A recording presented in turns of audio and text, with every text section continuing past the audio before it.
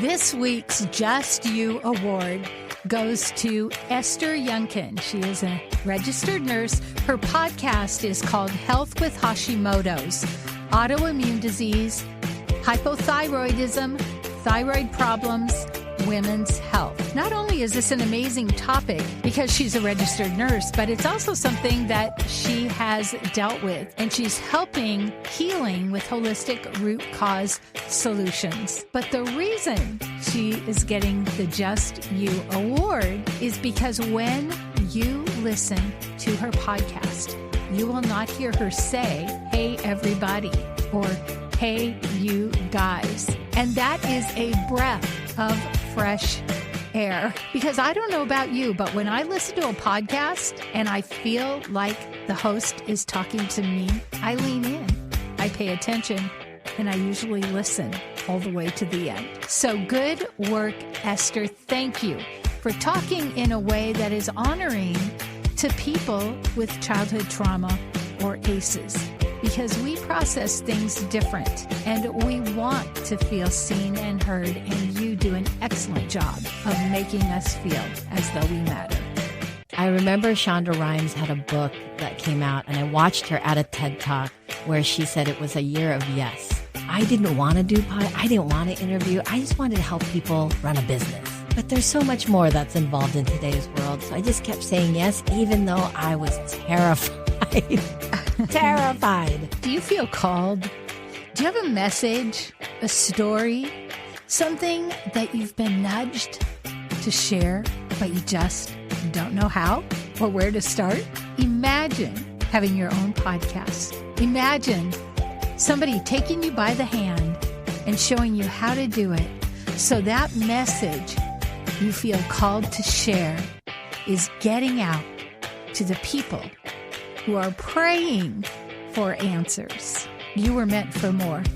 Your story matters. You have a voice. Let it be heard. Go to www.coachlaurie.com.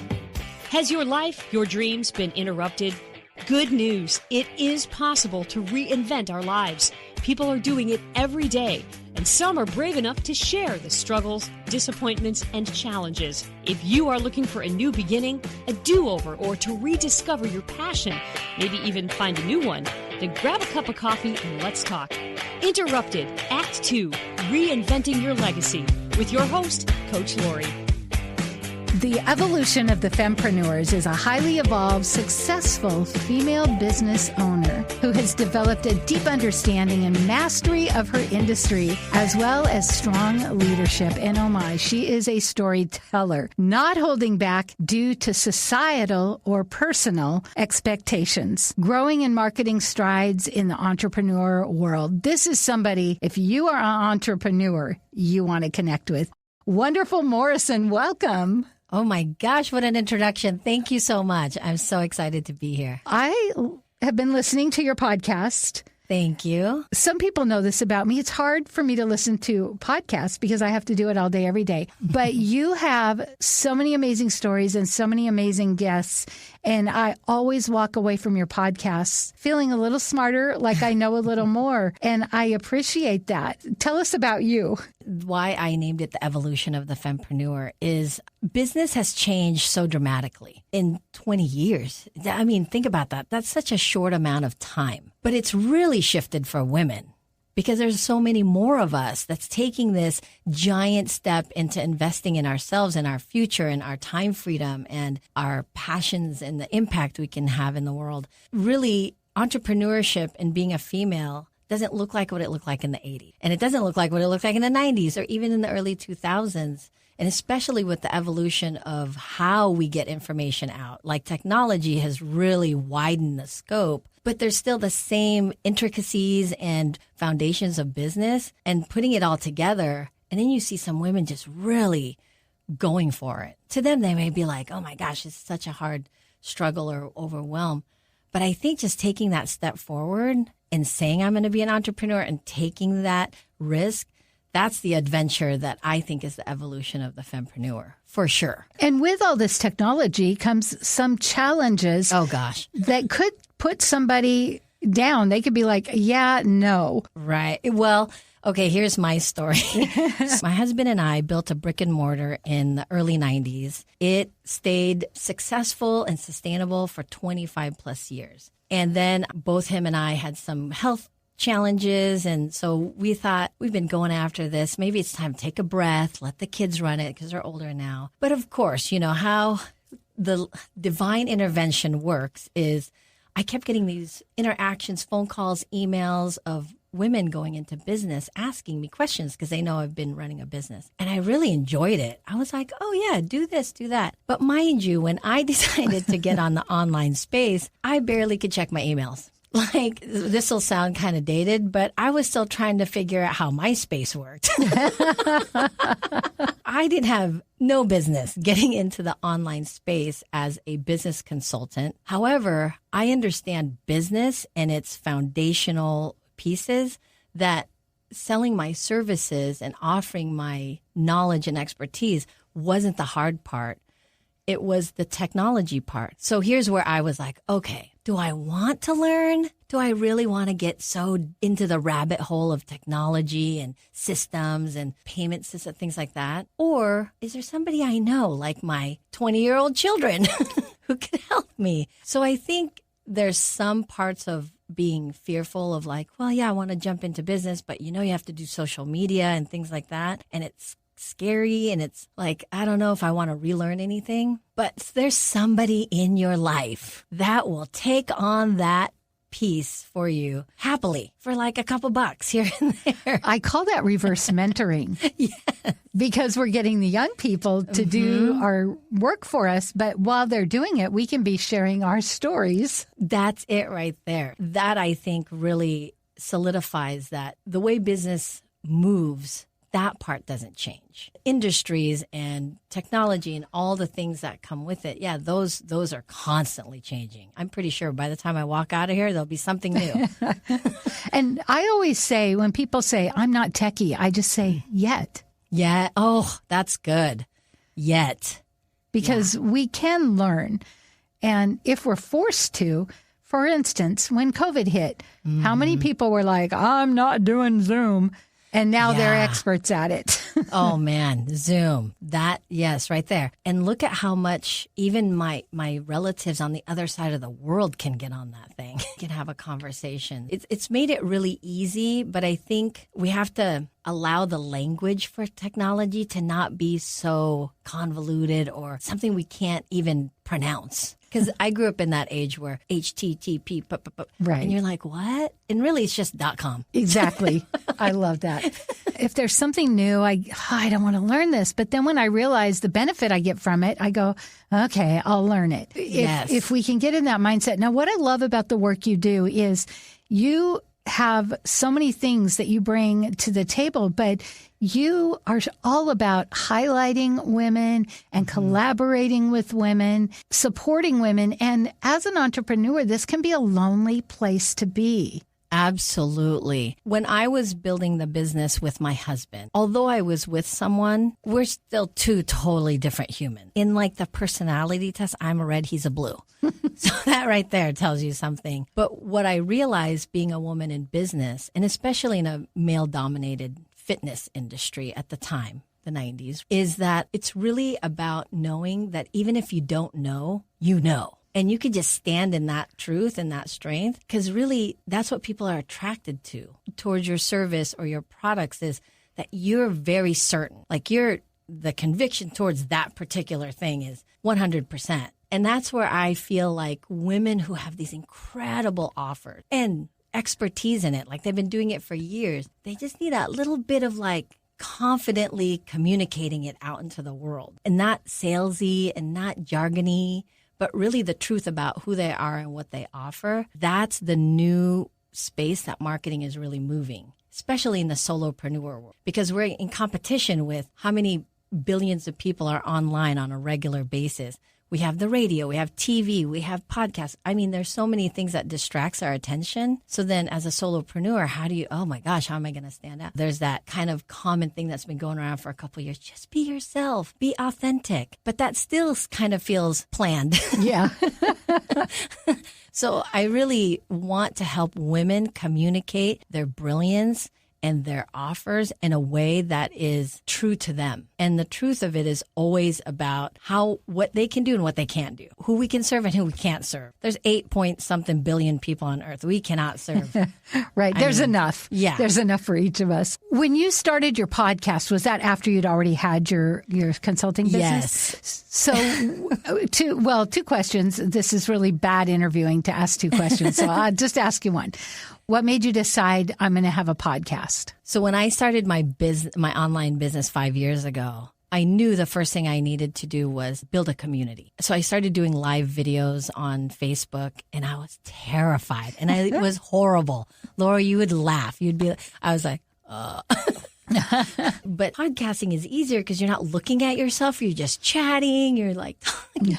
But I didn't have the tech know-how. Mm-hmm. So I held off for like 2 years. But I kept talking about it, waiting for somebody to say, I can help you. Because I wasn't willing to learn. Too bad I didn't know you then. I remember one of my friends who started a podcast said, hey, I have somebody that can help you at a really reasonable price. And I thought, okay, let's see. And then when she said, well, what are you going to talk about? And I thought, well, I talk about business and women. I really want to highlight just incredible women who have so much to give, but don't know where to express it or how to express it. And I feel like that's what the podcast is for.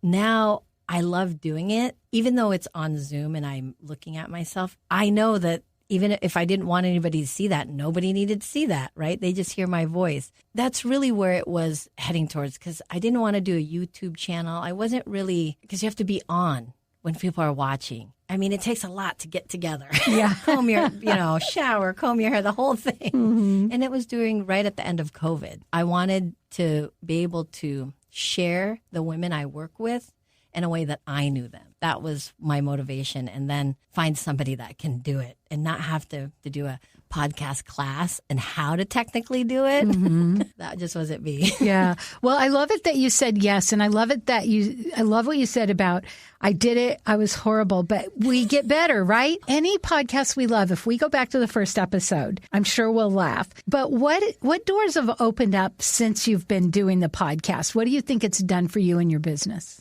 Oh my gosh, so many things. For me, I think the biggest thing for me was an expanded view and conversations and friendships. Because when you're in your industry, you know what's just in front of you and around you. And you can analyze that thing to death. But when somebody else comes in that may be in the same industry, but not the same type of business, you can see like, oh, that's a great idea. Maybe I should try that. Maybe I should try this. Like networking. Mm-hmm. Never. I ran a business for 25 years and never networked in my life. Wow. Yeah, I know. I know. And I kind of started with like, I'm going to go to every networking, twice a week for a whole year. And I thought, okay, this isn't for everybody. And I should really just pick a couple. It's expanded the way that I see business in where a brick and mortar kept you kind of enclosed. Mm-hmm. And I'm able to really have more depth about the person. Because some of the people I've interviewed, I've never met in person, but I know them. Like I literally feel like we could hang out every day, but you live 8 states away from me. It allows me to see that although being in person is great, but you're not limited. It's so limitless. And that is such a true statement. And that's what I've loved about. And it's also helped me to expand my business in a way that is not just tactical, knowledge-based, but express who I am as a person, which is a whole new world for me too.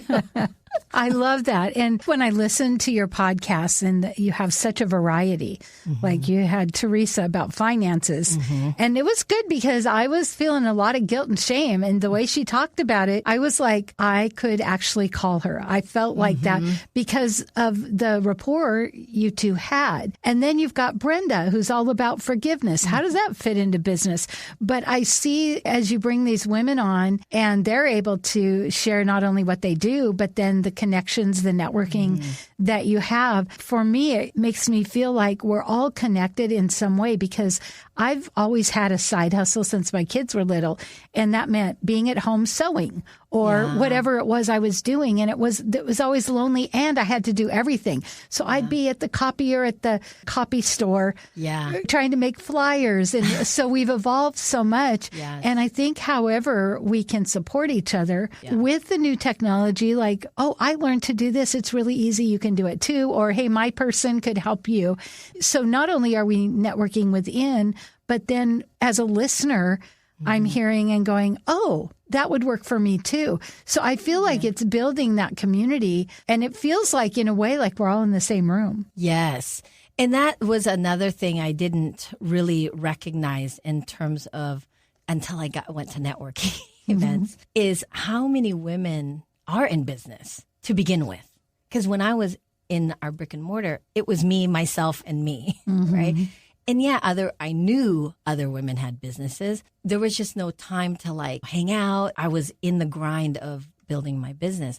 But in the networking events, it's fascinating to know how many women are in it for, like, the majority of women I meet are in business not for the money. Now, money is obviously, it's one of the markers of business, but their desire to impact the world and help the people, because what it's done for them. Oh, this is what we need to share with the world. This is it right here. It's not about the bottom line or the P&L. Yes, those matter. You should know your numbers, how many people you're bringing into your business, how many you're expensing, the whole thing. But when you get behind the story of that person and why they're in business, it's like, why isn't there a line?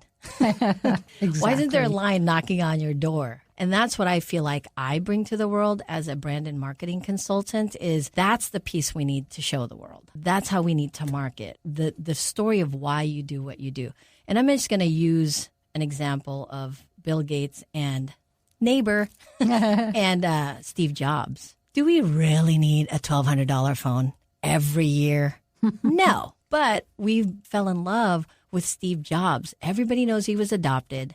Everybody knows he went to India. Everybody knows he dropped out. That's where he found the fonts, because he was able to go to other classes. Because we know him, we're so connected to his products. And then his products just happen to be great. That's what we need to do as business owners. Share the piece of us of being an at-home mom for 27 years and then decide to have a business. Yeah. That's credential enough. I love that. And I do think it gets lost. And I do wonder, as women business owners, one of the things, some ladies that I work with that are just amazing, they have Offer Accelerator Live program. And what they say is, we help you do sales in an unsleazy way, because we've all learned from the bros. We've all learned from the men, and men sell different than women. Yes. And women, I believe, connect more with story. Yes, because we're relationship based.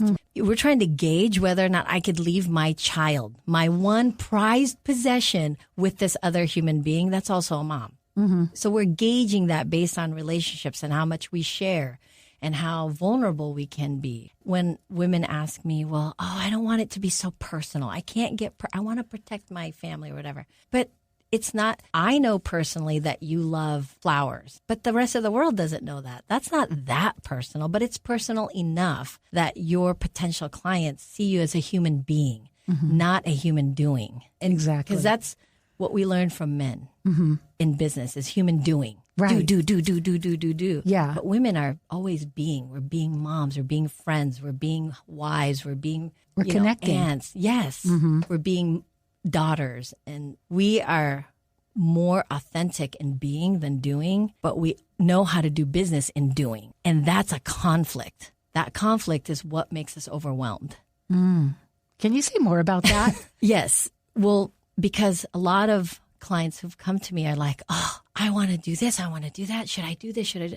And I'm thinking all of those are external views of what you think business should look like. Going to this event, doing that, advertising here. But really in your heart, if you just took a breath and looked at your business, let's say it's sewing. If you looked at the sewing business and you understood who you're sewing for, let's say you're sewing for moms with kids under the age of 5. The way you communicate your sewing business would only gear towards that group of women, because they're going to be the core buyers of your product. And then they spread the news. I think we have this idea of when we start a business, it's like Coca-Cola. Everybody should know it and everybody should buy it. Well, we need to pinpoint it down to the one person that needs your product so much they can't survive without it. But we don't see it from that perspective. Yeah. Because we want success immediately because it's something we're putting out of it's personal to us as women. Yeah. Our business is very personally related. And we want to help everyone. And I remember sometimes at network meetings, there was an esthetician, and she would get up and say, anyone with a face. And I said to her, I go, that doesn't work with me. I have a face, but I don't have issues. I don't know why I would need an esthetician. And then she started telling me about kids with acne and women with certain things. And I go, that's really what you want to market to. And I resisted the niching down. I resisted it so much. But I heard this great story about some hitchhikers. One guy's, he's just hitchhiking and everyone's driving by him. So then these people, they drive by another hitchhiker and he has a sign, give me a ride. And they're like, yeah, But then they passed a kid with a sign that said, got to get home to mama. And he got a ride. Yeah. With what I teach about how we speak, we take that marketing, we niche down and we talk to that one person who's our ideal client. But then we get on a microphone and what do? We say, hey, everybody, hey, you guys. And so it's taking that concept and taking it in every area of our life that we talk to that one person who needs our help, even though we want to help everyone. And I think that that's a shift that when I made that. So for podcasting, I reach out to older women who have a story, have experience, want to share, but they don't know how. Who's going to listen? That's not our business. But what I tell them is once you tell your story, once you share your expertise, especially if you record it, now you have a class, now you have a book, now you have everything you need because you said yes and you hit record. Yes. When you mentioned that, like I am very well versed in business, but when you mentioned it, I was like, oh, she's right. Part of my story of getting online is when my husband and I were celebrating our 20th business anniversary, a couple years later, I was diagnosed with hyperthyroid and I didn't know. Basically, they said if I had waited 2 more weeks, I would have had heart failure because my heartbeat was so fast. Oh, my goodness. But also in that storm, my niece stole our business. So here we'd worked 25 plus years, getting dirty, building it and making it it was well known in the community. And we had a database of people had been with us for 10 years over. Wow. And it just disappeared in an eye blink. Disappeared. What do you do with that? And I realized that's a story I don't share, but I'm so adamant about telling women, listen, one little hiccup isn't going to break you. I had a giant hiccup and it still didn't break me. And that's really where I want to create this conversation in my podcast and business is we are so much more resilient and strong than we assume we are. We do it in motherhood. We do it in friendships. We do it when we take care of our parents. But somehow that doesn't translate to being a business owner. That is so interesting. And that's where we need to change our mindset is if we can sustain all of these other places in our lives, business can do it too. We just have to have somebody that can help you make better decisions about where your money's going, how you're investing that. I'm a big no debt business owner kind of person. You should fund yourself over and over again.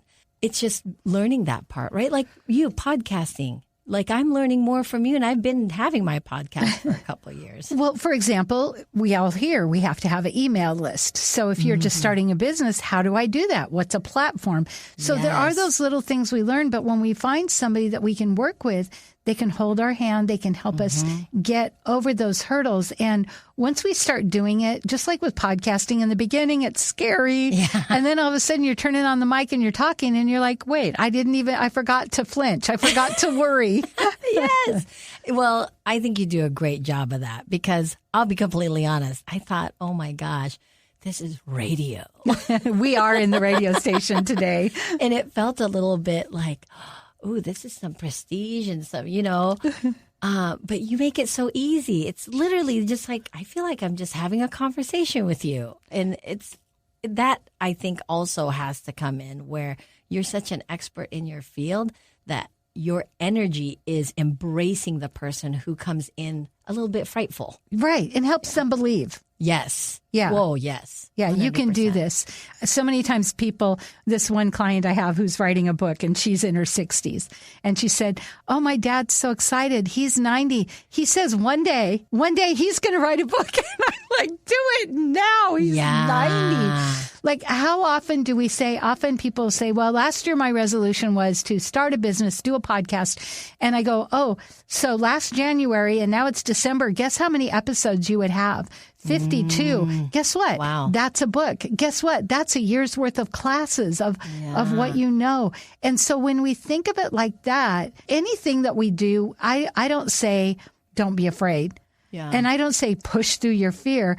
I say do it. Like the thing is, when I started in radio, you opened the mic and you were live. Yes. If I said, it went over the radio, but now we can edit. We can open that mic. We can do a recording. We can tell a story. It never has to go anywhere, or we can save it to our phone for our kids.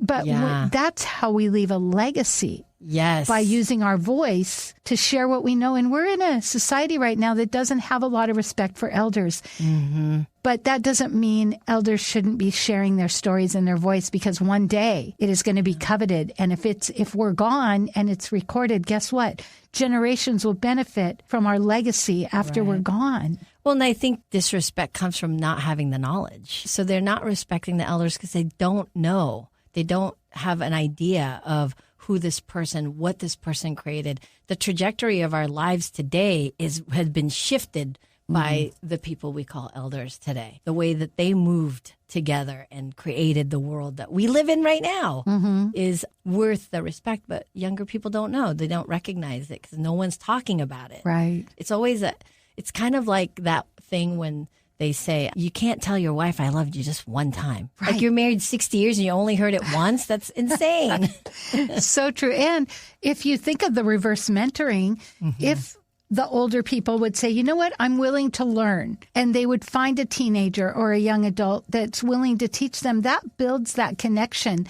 What we're taught is when we learn something, the best way to anchor it is to teach it. So when we allow someone to teach us how to do it, then we're benefiting them, we're benefiting, and that completes that circle, even though it's different than before, where the older people would be like, this is how you become a blacksmith, or this is how you become a printer. Like, now we're relying on the younger generation. But if we're open to that and we're willing to have an open heart, and if they have piercings and tattoos, try not to be offended, because, our generation maybe has judgment. If we can just let go of all that stuff and be open and learn, I just feel like that's world peace. Right. Let's say that it's like, oh, that's a lot, right? To be just emotionally invested in not judging or viewing.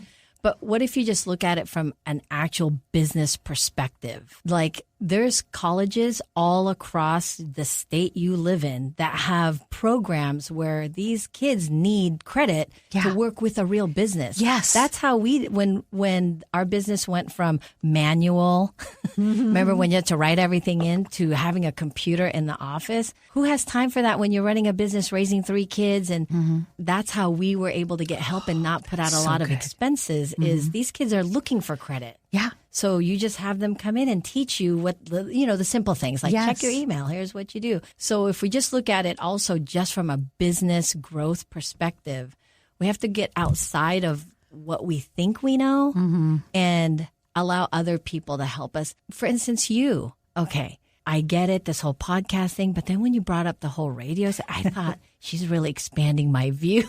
I really of want how I could take my business to the next level. Yes, I really want Wonderful to do a radio show. And I told her, I don't tell everyone that, but I see in you what an amazing communicator you are. And also you are an amazing interviewer. And that really is it's a skill. We're not born to do that, but you're curious, and it shows that you care about the person. You're not trying to highlight yourself. You're trying to highlight the person. So you ask really curious questions. Because of that, today we're at the station, and I showed her that we have actually a talk station. So I would love it if you could do that. But it's expanding. Like, what are the possibilities? Right. But you have to allow people to speak into your life that have that knowledge. by you mentioning that, and it's what we do with our clients.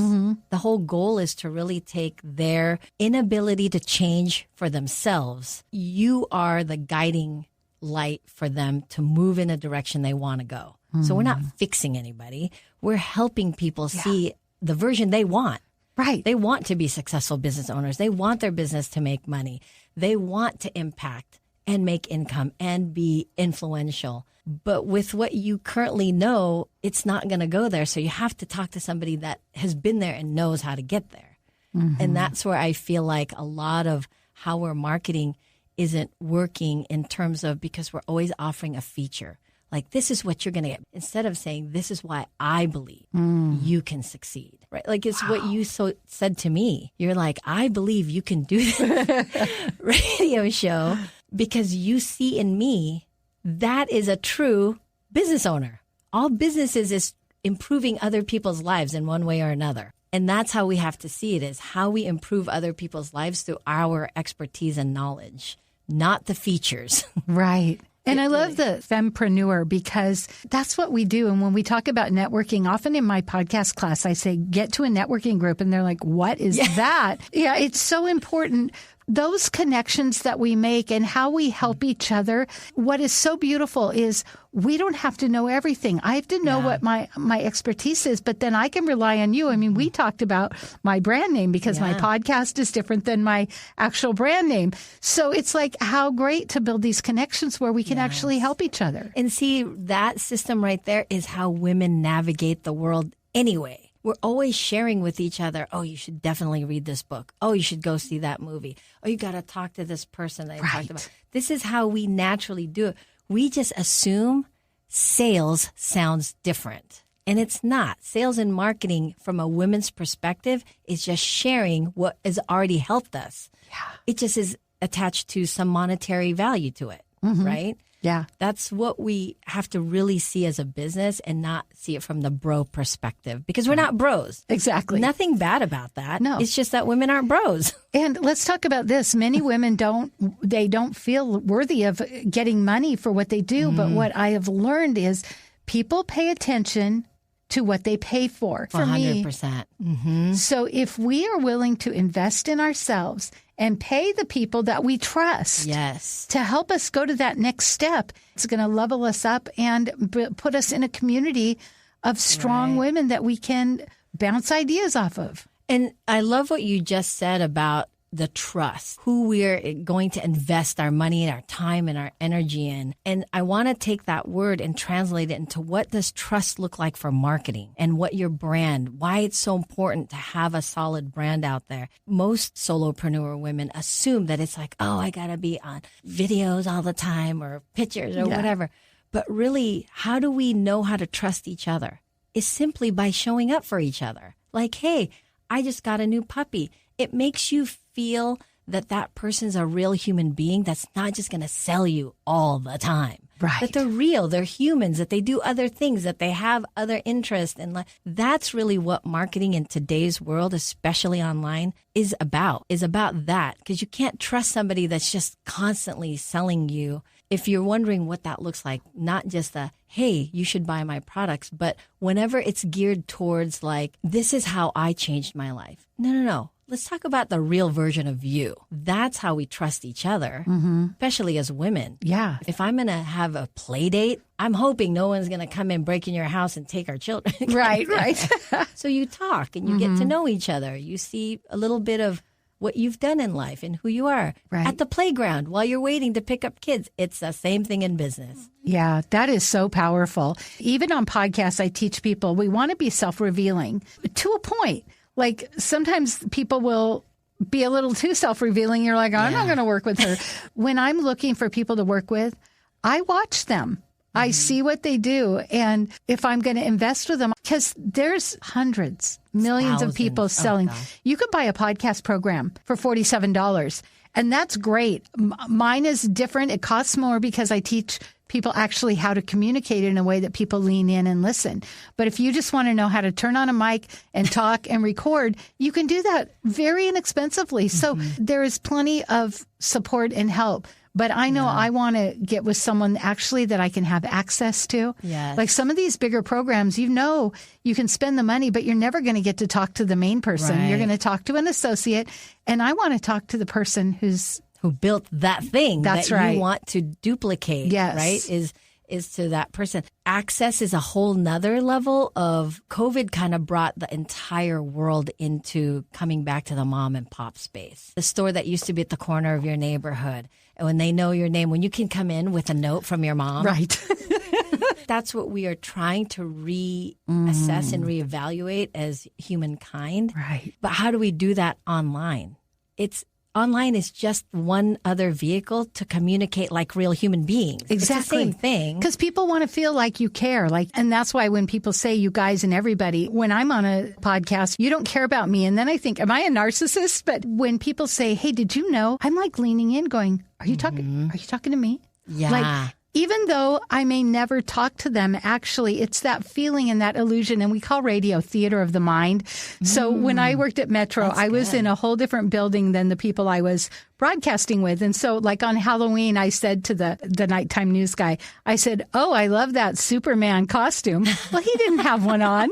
And he was a good guy, so he went with it. And sometimes I go, boy, those are some snazzy shoes you've got on. I couldn't see his shoes. We didn't even have Facebook then, so we didn't actually even know what each other looked like. But it's creating that illusion of community and of I care about you. And it's not like I care about you, but I don't. It's like people, they want to feel seen and heard. And again, it's access. People want access to the real version of you. Yes. Right. And that's what I think what you were saying about the theater of the mind. I love that. That's really what today's business is, because we're not buying into big corporations anymore. We're kind of like, they've been lying to us for a minute. So we're really about who do you know? How do you know them? Why would you invest? Yeah. You like them? That kind of thing. That's good. That's how and as women, we're even on another level of FBI informative knowledge. I love that. Especially if we've had teenagers. Yes, right. We could all be detectives. Oh, yeah. Well, wonderful. It has been so wonderful to talk with you. How can people find you? They can't. No, I'm kidding. Not online. Yes, not at all. I have a community specifically, a private community specifically for women entrepreneurs. I mean, it's not like restricted or anything, but you have to be a female and an entrepreneur to get on it. It's called Leadher Biz Community. It's on Facebook and also the same in Instagram. Or if that's too much to remember, my name is Wonderful and you can find me anywhere.